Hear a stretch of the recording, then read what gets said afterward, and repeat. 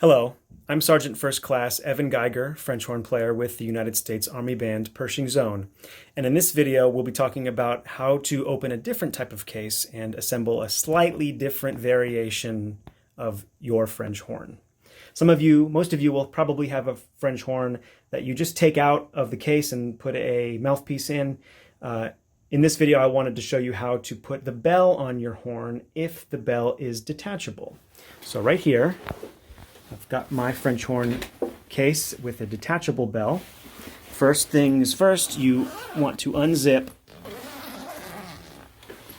the bell portion and remove it from the case. Secondly, you unzip the French horn portion.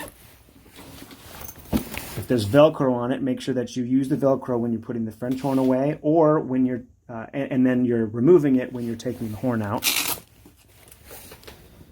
The French horn comes up like this. I'll show you the rest here. As you're assembling the French horn, the best thing you can do is to hold the bell in one hand and the French horn body in the other. So you've got one hand on the keys or around the bar that is right next to the keys right here. And the bell is, you've got your hand in the bell and you have control over the bell.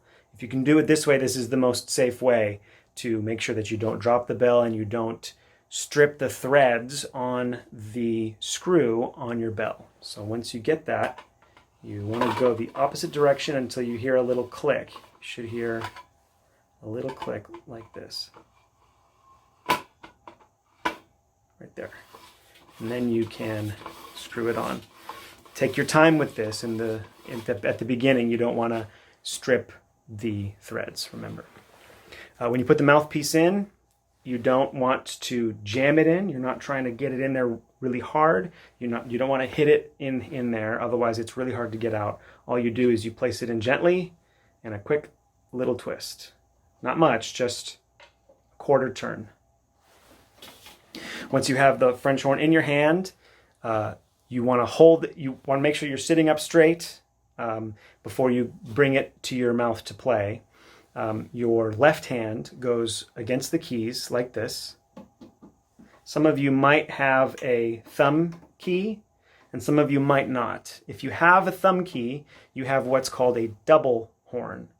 If you don't have a thumb key, that's called a single horn. All that means is that you have greater variations on which fingerings you can use for any individual note. Once your fingers are around the keys, you want to make sure that your right hand is in the proper position. Your right hand should look basically flat. You're not trying to cup it, you're not trying to bend it, you're trying to keep it flat, almost like a karate chop.